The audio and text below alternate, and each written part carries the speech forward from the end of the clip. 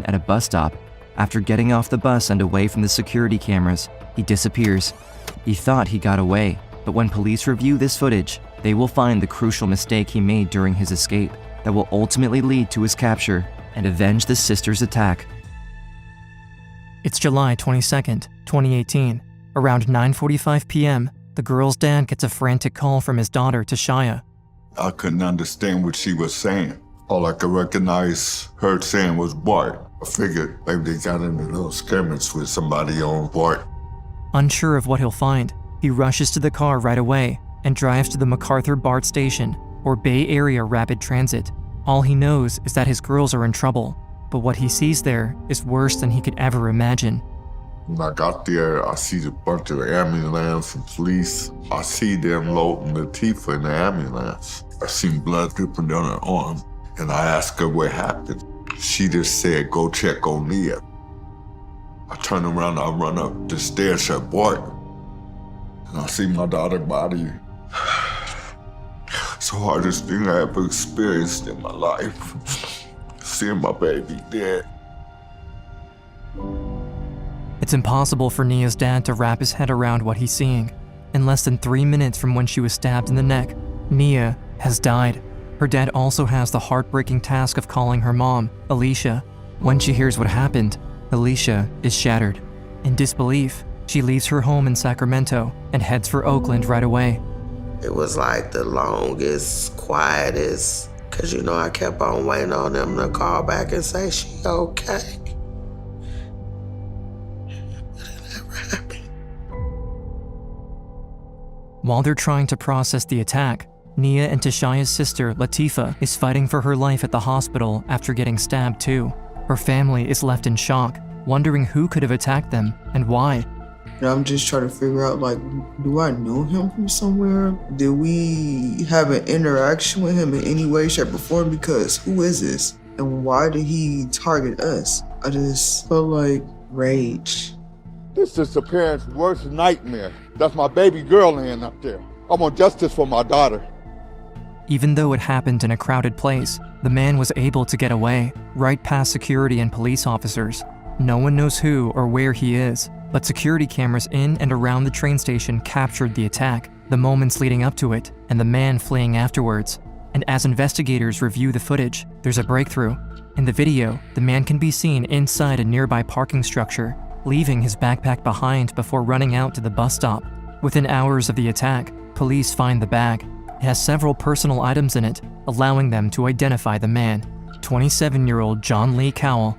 When investigators look at his records, they find he's a convicted felon out on parole. In the past, he's been convicted of assault with a deadly weapon and armed robbery. There doesn't seem to be any connection between him and the Wilson family, but there's one more hope for details about the attack: Nia's sister, Latifah, who's coming to at the hospital. I remember pulling up to Highland, and from then on, it was kind of a blur. And then I seen my brother, then my dad come in, and I'm like, where's Nia? And he hesitated. And my dad ended up telling me, and that's when I tried to get out the bed. And my brother was like, don't get up, don't get up.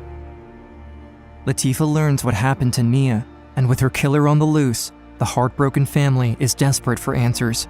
Still recovering from her own injuries, Latifah tells them about the events earlier that night. Just hours before the attack, Nia, Latifah, and Tashaya were visiting family. Their Aunt Teresa had been diagnosed with a terminal illness, and the family wanted to have a celebration of life while she could still spend time with them.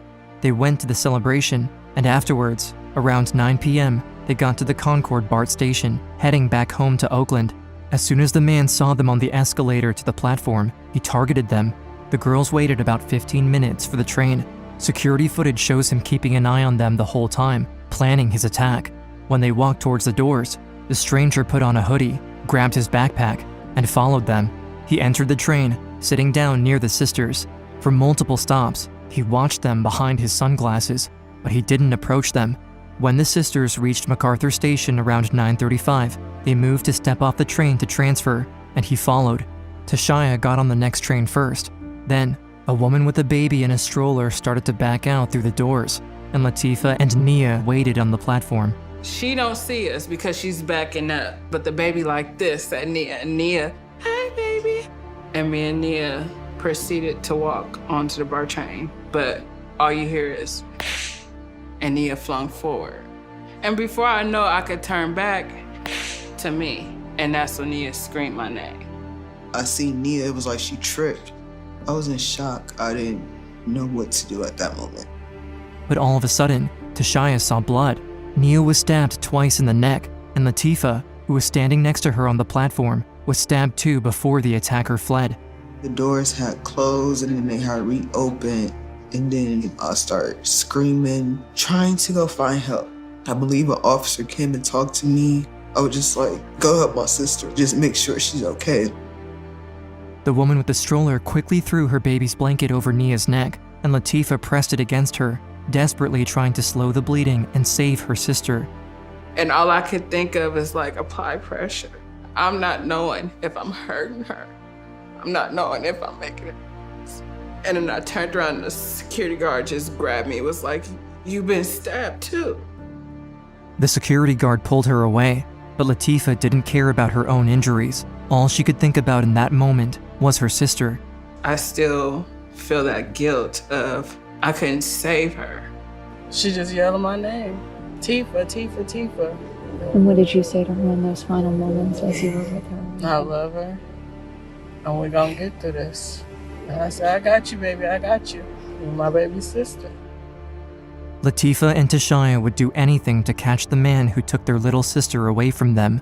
Before her death, Nia had worried about the possibility that she or her loved ones might someday be attacked solely because of their race. She had told her family that if something like this ever happened to her, she wanted them to keep fighting to hold the attacker accountable. Now, facing Nia's fears coming true, her family refuses to let her killer get away with it. Nearly 12 hours after the attack, there's renewed hope of bringing the man to justice when police share his photo and information with the public. He is a violent felon who is currently on parole, and we currently have an active arrest warrant for his arrest for the murder of Nia. But when I tell you all my brothers, sisters, cousins, everybody was looking for him.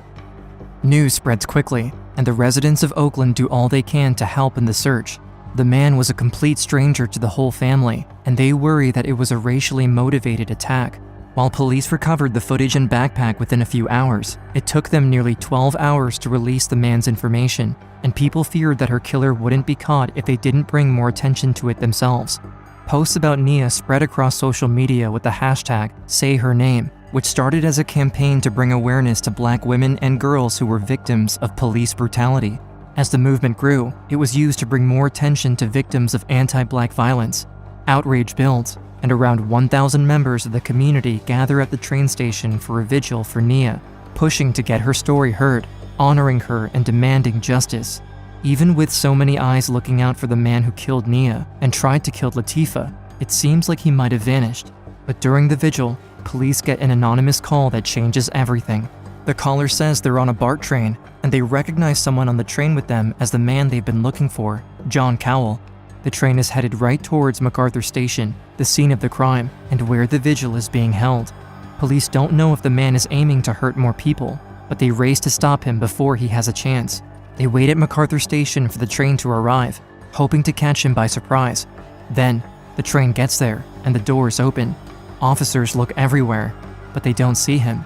However, at the nearby Pleasant Hill Station, around 20 minutes away, officers search the train for him too.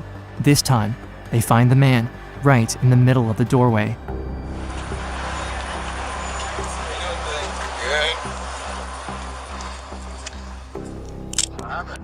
Taking a minute.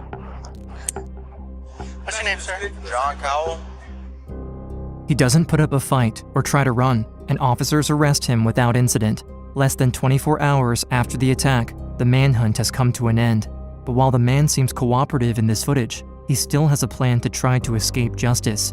In February of 2020, John Lee Cowell goes on trial. He has a history of mental illness, and he pleads not guilty by reason of insanity. When he testifies, he leans into it, saying he believed the sisters were aliens who kidnapped his grandmother. He just made a mockery out of it, like, the things he was talking about up there because he wanted to play crazy. At one point, I intended to play the video to demonstrate that he knew what he was doing. He started screaming, yelling, cussing at me, telling me that I knew he was innocent, and simply disrupting the courtroom. Even after the judge repeatedly warns him to stop, he continues his rant, cursing at the prosecutor, and gets removed from the courtroom.